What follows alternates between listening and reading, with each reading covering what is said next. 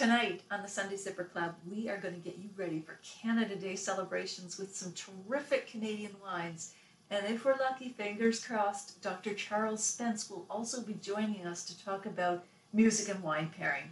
I'm Natalie McLean, editor of Canada's largest wine review site at nataliemclean.com, and thank you for joining us here on our weekly Sunday Sipper Club.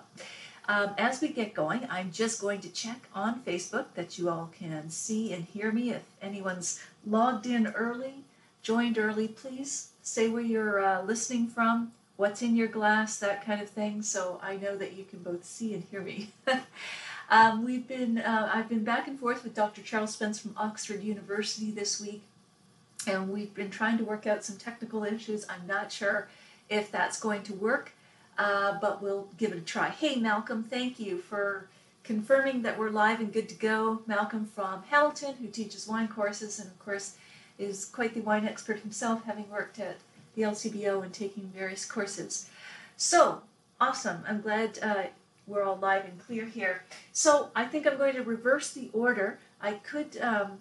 Dr. Charles Spence could join me at any moment, so I'll just leave open the connection there that he can log in if he can. From Oxford, he would be logging in from there, from England. So let's start with the Canadian wines piece first, shall we?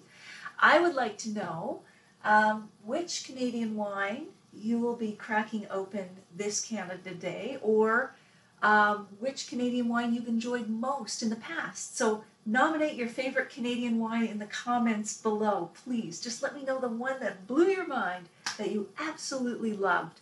So Rick Scott is here, glad to join again this week. Hey Rick, welcome back. Remind me, because my memory is not what it used to be, where are you logging in from? And let me know which Canadian wine you've enjoyed the most. Or is there a Canadian wine you're really excited about trying this weekend? I'm going to share with you my picks. They're all around here, and I'm going to bring them up soon and introduce them to you, my Canadian wine friends. And Anne McLean is here from Halifax. Hello, Anne. Nice to see you. And Lori is here from Ottawa. She's drinking Brissotti Toscano, Tuscany blend, Sangiovese, Merlot, and Cab Sauv. So Lori, what Canadian wines have you tried and absolutely loved? And/or which Canadian wine will be on your table this coming weekend for Canada Day celebrations? I mean, it's the Canada Day 150, right? It's a biggie, so we're going to be celebrating in style, I hope. Let's see. Enologize Malcolm. Cave Spring CSV, Cave Spring Vineyard, 2014 Riesling is awesome. You know, they are Riesling masters. I agree, Malcolm. There's nothing like it. It's superb, absolutely superb. And Rick, okay, you're in Simcoe, Rick. All right, good. You know, Rick, I'm not sure who. Well, I recognize many of you, but for those of you who are joining us and not on my newsletter, the newsletter is a very quick, simple update, but you also get alerted when we go live on Facebook and what the topics will be. So if you want to know, please do sign up. There's a blue button called Sign Up. In the next few weeks, we've got some really exciting guests. Speaking of my Canadian favorite wines, Norm Hardy is going to join me from Prince Edward County. This man is a rock star, as you know.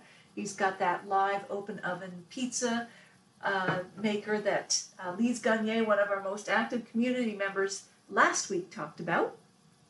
And upcoming Randall Graham from California, brilliant, witty. I can't wait to talk to him. And I have just confirmed that the winemaker for the Game of Thrones wines, Bob Cabrel from California, is going to join us July 9th. So just before the 7th season of Game of Thrones launches, we're going to get Bob Cabrel on here.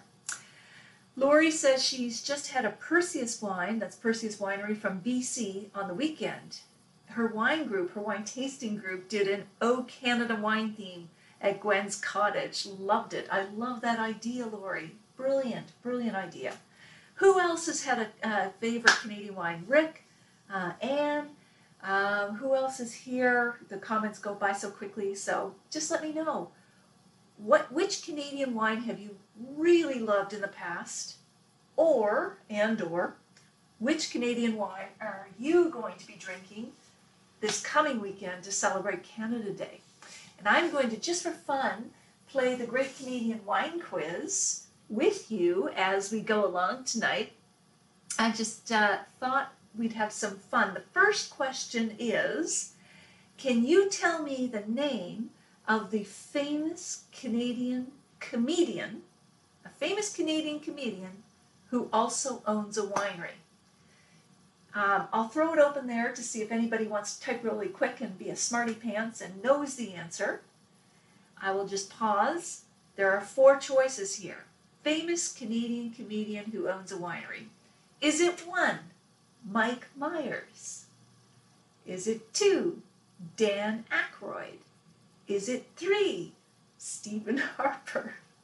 Is it 4, Rich Little? Let's see if anyone's chimed in on the comments. Dan Aykroyd, Malcolm, my man, you're right. Right on. And Sam is here from BC. Sam is a wine teacher in BC. Greetings from BC, Sam says, where summer has finally arrived. What? I thought summer arrived in like February for you guys out in BC. His favorite, one of his favorites is Meyer Family Vineyards. Oh, the McLean Creek Chardonnay and Pinot Noir. Good choices, Sam, because we're getting ready for the Canada Day weekend, and it's nice to develop this kind of wine list here. Rick and Simcoe says, he's just opened a great Niagara wine from Culinary Estate, a Cab Sauv blend. That sounds good. And Sam, you're right. The answer is Dan Aykroyd. Lori says, on Canada Day, I'll have a sparkling. Just bought a case of Casadeia's Cuvée from Prince Edward County. So, she's thinking of sabering it. You know the technique of sabering, champagne or sparkling wine. It must, I think you have to stick with sparkling wine bottles to do that because the pressure inside creates that point of weakness where the seam of the bottle meets the neck. And you can do it with a saber if you like pageantry. You can do it with a spoon if you want to be practical and get into that bottle really quickly. All right, so I'm going to keep going with our wine quiz.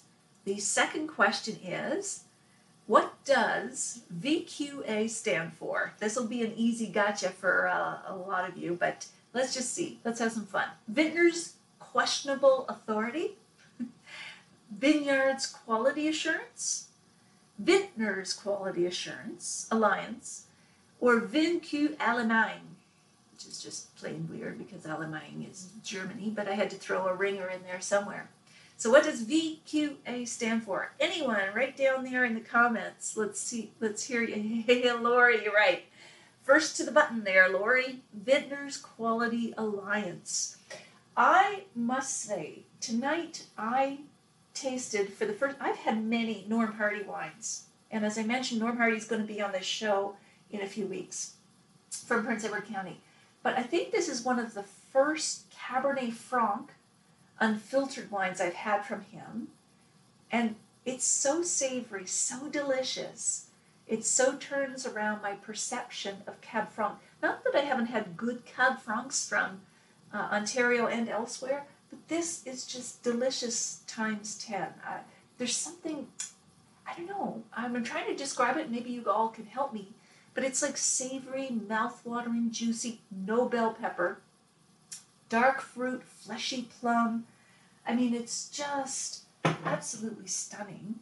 And I'm trying to think, what would be a patriotic pairing with Cabernet Franc?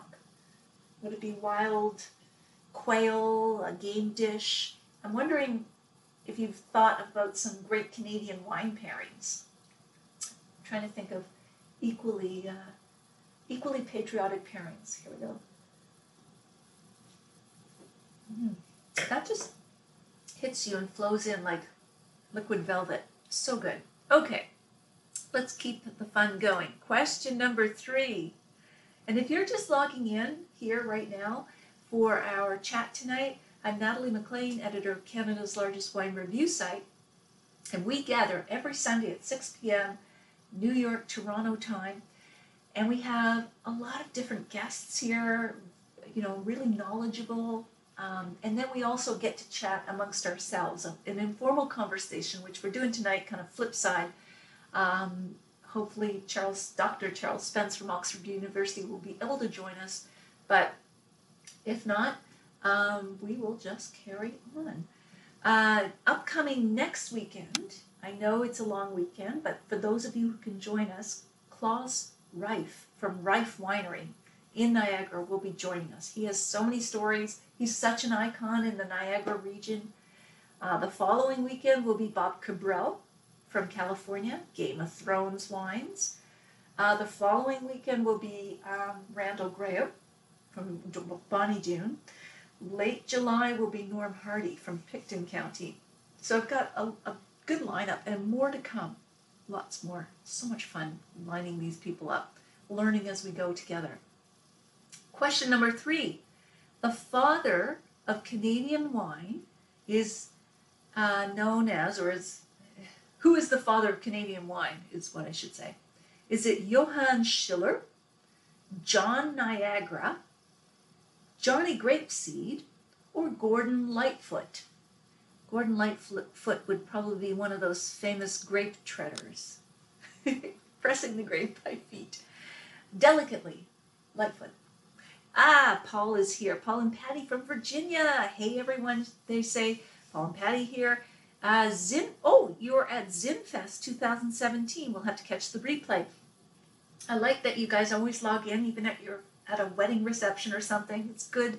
You guys check in. That's really nice. ZinFest, is that in Virginia, or is that the Zin festival, big tasting that happens in California? I'm not sure. Anyway, let me know if you have a chance. I understand if you have to go back to the event. Lori. Oh, Lori's going to pair Beaver Tails and Riesling. That is so perfect, Lori. So Beaver Tails, as we all know, or at least as those of us who are true Canucks, kind of a, what do you call it? Like a pretzel-like bread, bread in the shape of a pretzel, very salty. So delicious. My mouth is watering thinking about it. You can get them in the Byward Market, downtown Ottawa, but other places as well. And a Riesling would be juicy and cut right through that. And I would pair that with, I just discovered this in the latest vintages release at the LCBO. Rockway Vineyards Riesling.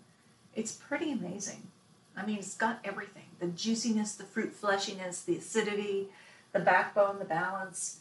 I mean, that would rock a beaver tail.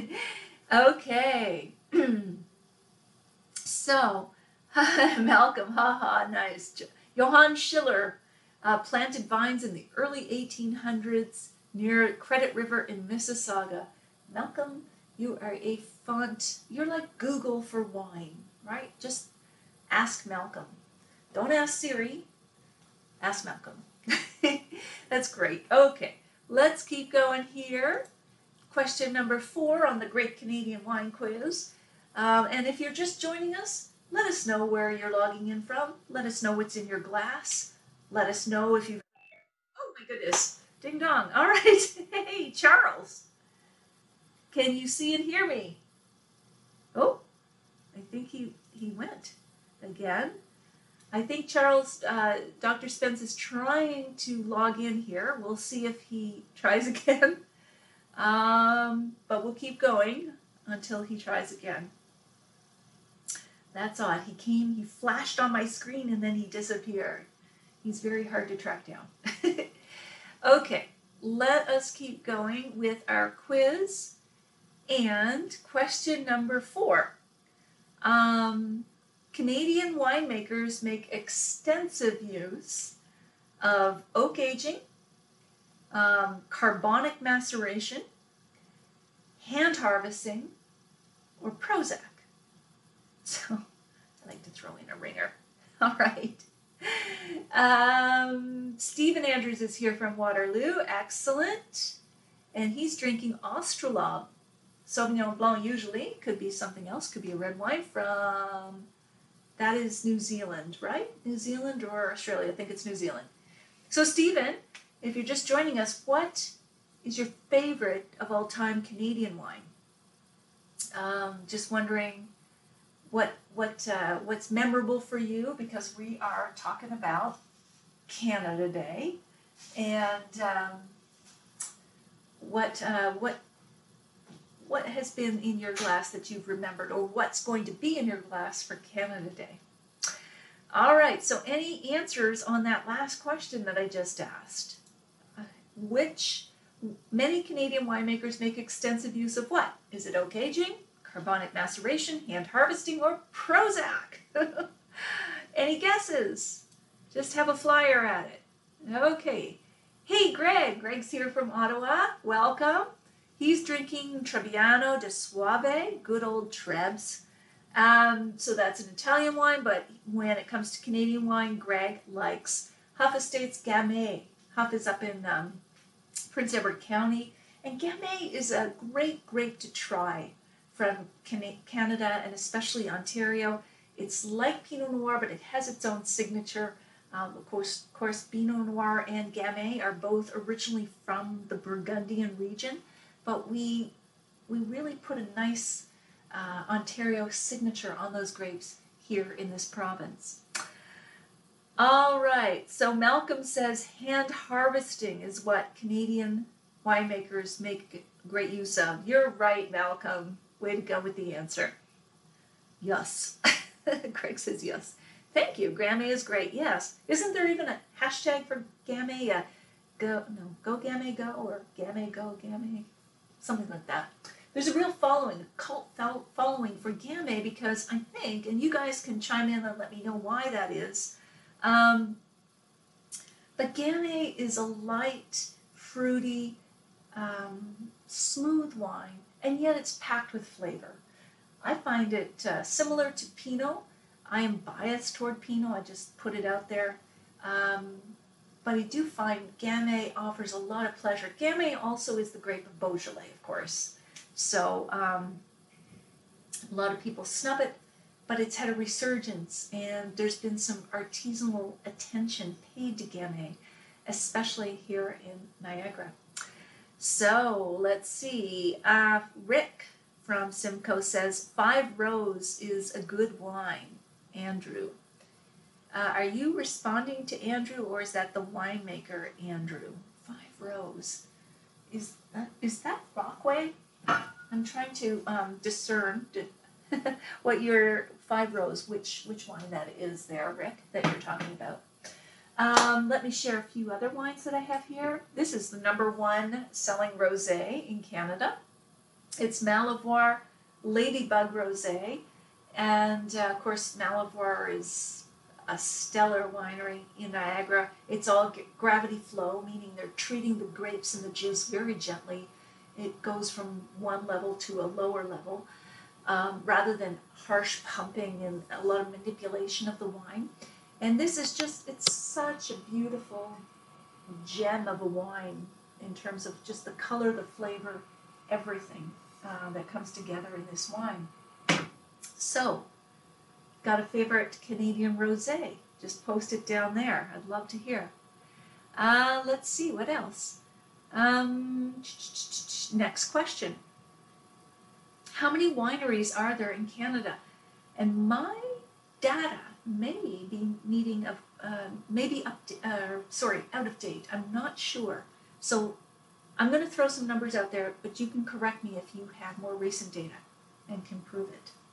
Is it 77, 113, 268, or 497?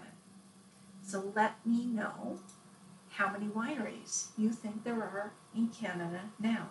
It always surprises me, just the rapid rate of growth in wineries. You have to forgive me, I have a bit of a cold, so I'm swallowing a bit because I'm sort of stuffed up a little bit. Stephen says 497. That's the number I have, Stephen. And of course, they will differentiate between grape growers who don't have their own label on a bottle and wineries who do. And then there are all the virtual wineries. So wineries who use another facility to press the grapes and make the wine.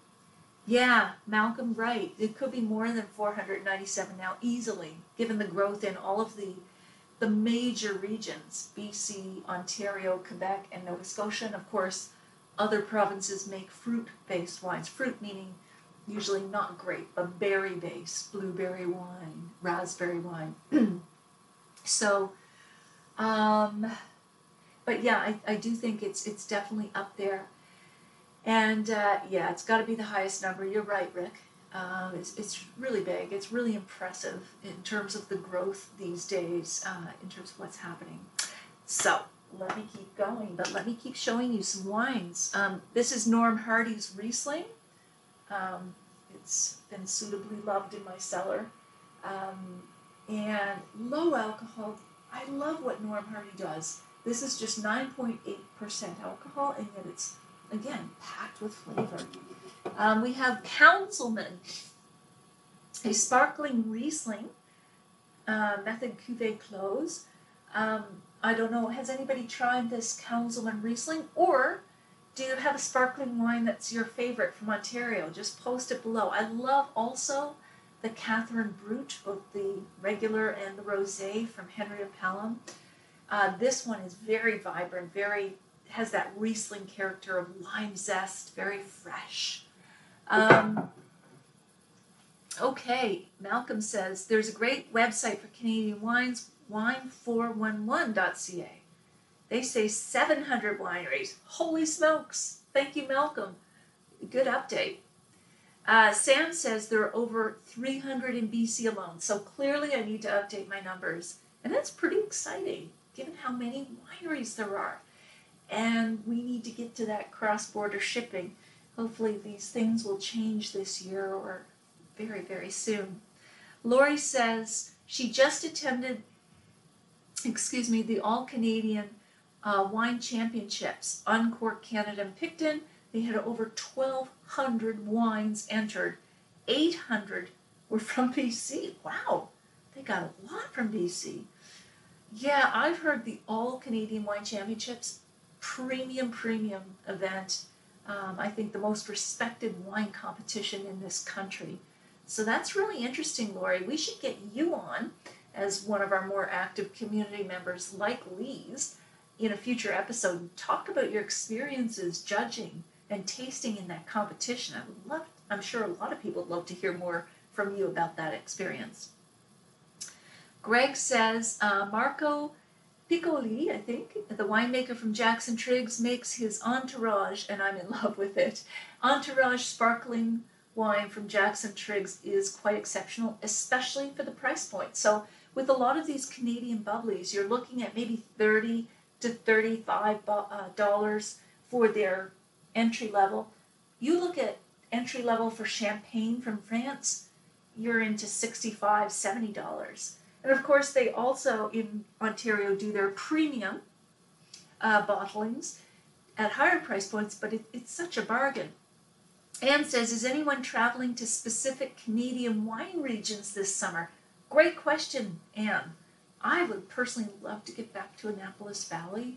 Not this summer because we're finishing building a house, which is why I'm in these temporary digs and apartment with the shiny background and everything I tell everybody else not to do. But yeah, who's traveling to wine country this summer or fall? And where are you going and what do you hope to see? Please post it in the comments below. Malcolm says, I'll be traveling to Quebec's Eastern Townships, Anne.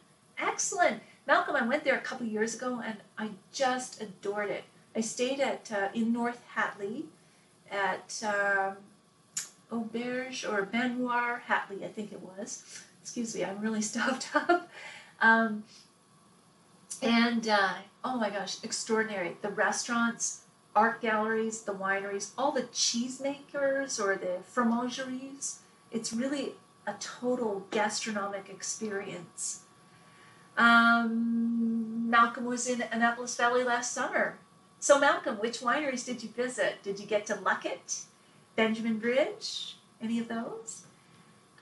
Stephen, Niagara area. Yeah, you're right down there, aren't you, Stephen? You're in Waterloo, so that's got to be a really short drive for you to Niagara. My son is at University of Waterloo. So I need to make a trip there. Rick says, I'm going, Anne, you're getting a lot of responses here. I'm going to Rome in Italy in July and doing some wine tours. Excellent. Do you have a focus, Rick? Do you have a particular winery that you want to see while you're in Rome? Lori says, hi, Anne. I'm making an annual trip to Prince Edward County this fall. Gorgeous. Staying at a rental cottage right at Casadei's Winery. I also just traveled to Virginia, Nelson. Oh my goodness. You went to Virginia in the States, Lori, did you? Is that what you're saying? The Virginia Nelson Wine Trail. My dream is to go there.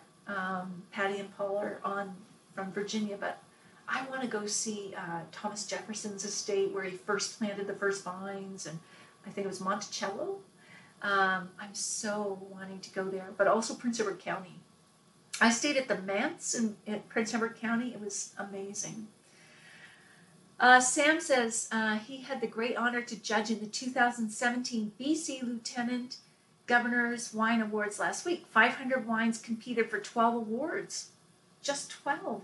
Sam, maybe we have both you and Lori on, and we get you talking at the same time about the two different awards competitions, because I can do that with the technology I'm using, which is Zoom, and I can have multiple talking heads. I can have up to 100, though that would probably be excessive.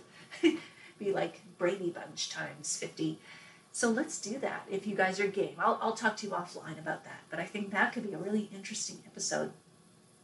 Malcolm, definitely when he was in Annapolis Valley, definitely Benjamin Bridge, Luckett, Lighthall, and Wolfville. Excellent. Also went to Blomidon Winery. Very impressed with the wines, the culture, and the people. Excellent. I'm originally from Nova Scotia, Malcolm, and I grew up there. The wine culture and the wineries were just not at that point in my youth, but going back, it just thrills me to see just the explosion, not just in the number of wineries, but the quality, the world-class quality of the wines that are coming out of there is really superb. So, as usual, I get chat, and don't remember to take a sip, but this is the one I'm enjoying right now, the Norm Hardy Cab Franc. Has anybody had that? Or any other wines from Norm Hardy? I just love that savory nuttiness. I don't know what it is. I'd like better words to describe it. Sometimes when a wine is so tightly woven together, so complex, I actually find it harder to describe than a wine that says black plum, smoke, something very simple. So, anyway, Dr. Charles Spence has not tried again, so I'm not sure this is going to work tonight. So we may just wrap this up early before I lose my voice. But what else are you planning to do for Canada Day weekend? Are you going to have a barbecue? Are you, what are you going to have on the grill? Any special plans? Anything like that? As I said, I'm living in this apartment, but they have a spectacular deck on the top. So my partner Miles and I are going to go up there, bring a good bottle in an ice bucket with the requisite Canadian flag.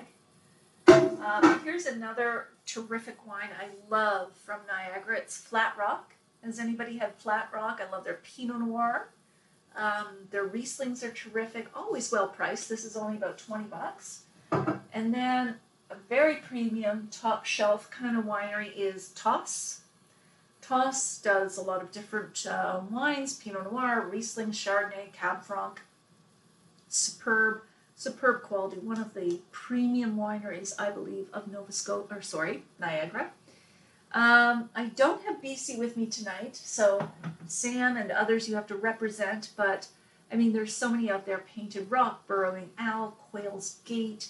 I know those are the biggies, but we don't get enough distribution here in Ontario for those wines, so we have to go with what we have, but hopefully, I hope all the borders are going to come down this year. I mean, this cross-border shipping and so forth.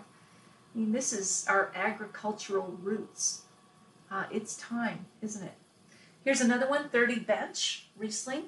Superb. I think this winemaker, woman Emma, trying to remember her last name. I want to say Donahue, but that's the author who wrote Room. She won Winemaker of the Year in one of the recent prestigious competitions. And excuse me because I'm stuffed up tonight. So Lori says, we are taking my 82 and 87-year-old parents on a road trip to Bellevue on Friday and Saturday. We'll be home on Saturday in time for local fireworks in North Gower and some sparkling wine. That sounds lovely. Absolutely lovely. Stephen Andrews Hidden Bench in Niagara. Terrific wine. Really good. I love their Pinot Noir and especially their Bistro Red. Let's go back to the quiz, shall we? Let's see now. The first commercial winery opened in 1866, 1889, 1936, or 1975. So the first commercial winery opened in 1866, 1889, 1936, or 1975. Answers, please. It's the NPR show. Wait, don't tell me. NPR is like CBC down the States. So, yes, Sam from BC. Free my grapes. Let's see. I hope I'm not breaking up here. I hope the transmission is still good. Let's see. Let's just keep moving along here because I think what I'll do for this week is wrap it up in the next 10 minutes. So if there's any comments or questions you want to post, do so now. Does anybody have a guess about the first commercial winery? I'm going to throw out a few more questions.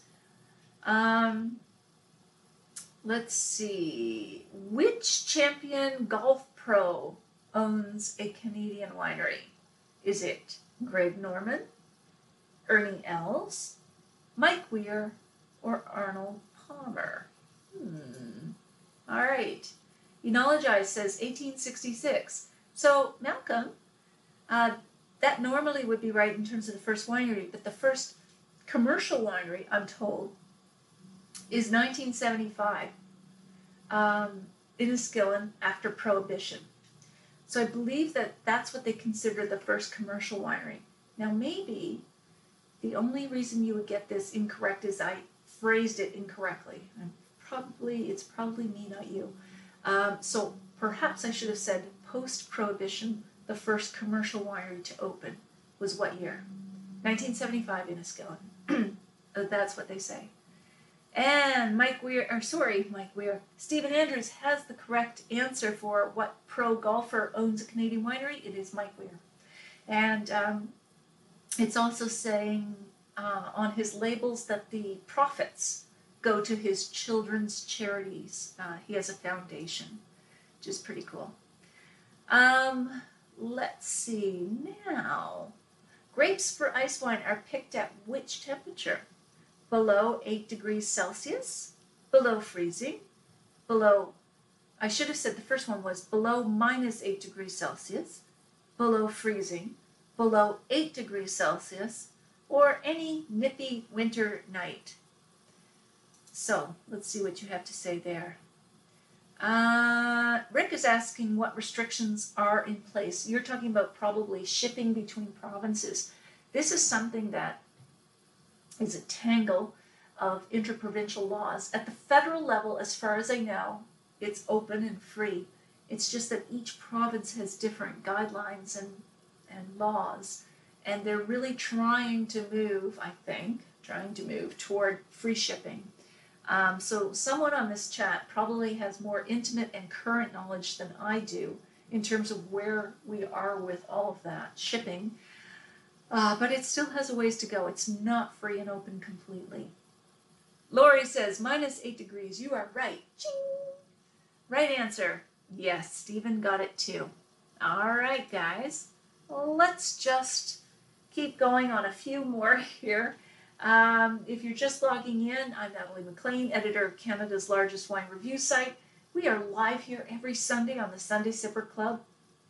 Let us know where you're logging in from, what's in your glass. Do you have a favorite Canadian wine? Or which Canadian wine do you want to try next weekend? Few more questions from the Great Canadian Wine Quiz. White Zinfandel is made from which of the following? Red Zinfandel grapes, a blend of Chardonnay and Zinfandel, traditional rosé grapes, or an industrial premix solution? Anyway, any answers for that one? And I'll throw one more out there since you're all caught up on the answers. What is noble rot? Grapes damaged by cold temperatures? When good wine is left in poor storage conditions? A benevolent fungus that attacks grapes, which can result in sweet wine but not ice wine? When good winemakers go bad? I do like to have fun with quizzes. Okay, let's see. Red Zin says, Stephen. Yes, you're right, Stephen, for what is White Zinfandel. They start off with red grapes that make Red Zinfandel, usually, and it's the sangue or bleeding process that results in the pink juice. Anybody got a definition for noble rot? Is it when good when good makers go bad? No, Malcolm knows. It's a benevolent fungus. That just doesn't go together. Benevolent fungus. Oh, well. So, guys, I think I'm going to wrap things up. Let's see. Have I shown you all of the wines I had here? Here's a lovely Quebec cider, apple cider rosé from the St. Nicholas Cidery. I think I showed you everything else I have here. I'm going to post some of my favorite Canadian wines on the site. I'd love to hear more from you about yours. As you know, even though when this live episode ends, you can still comment after the fact, and tomorrow I'll go in and respond to comments, any questions, that sort of thing. Be happy to keep this conversation going because a lot of it is in the replay. So if you are watching this replay, thank you for taking the time to join us even after the fact. It's still a lot of fun. It's often educational. Next week we will have Claus Reif from Reif Winery on Sunday, July 2nd. So those of you who can make some time from your long weekend, please join us. It's going to be fun. We're going to be relaxing here. And we've got a lot of really stellar guests lined up for weeks after that. So please put us in your calendar every Sunday at 6 p.m. Toronto, New York time. If you've got a Google Calendar, kind of calendar that can repeat dates, mark us in and or sign up for the newsletter. You will know when we go live. So guys, what will I be drinking? Okay.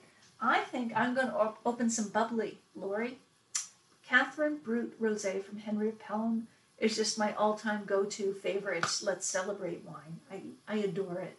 So there's definitely some Catherine in my future. Hey, Richard Campbell. Hey, thanks for joining us. Are California vineyards and others around the world hedging their bets and buying land further north? Well, that's a good topic for a future episode. Richard, where are you logging in from? We are just wrapping this up, but I'm going to jump in the comments either later today, tonight, or tomorrow, and I can definitely have a good interaction with you. But you know what? Global warming and climate and all that kind of stuff is a great topic for a future discussion. Tonight we focused on Canadian wines, and we will tackle different topics in the future. So, happy Canada Day to you too, Stephen. Mr. Reif, yes, take care of that cold. Thank you, Anne. Enjoy Canada Day. Enjoy Canada Day, everybody. And even if you're not Canadian, we've hereby dubbed you honorary Canadian. Raise a glass of your favorite Canadian vino, reds and whites. You got the colors of our flag just by having that. And I will see you here again live next Sunday at 6 p.m. Take care.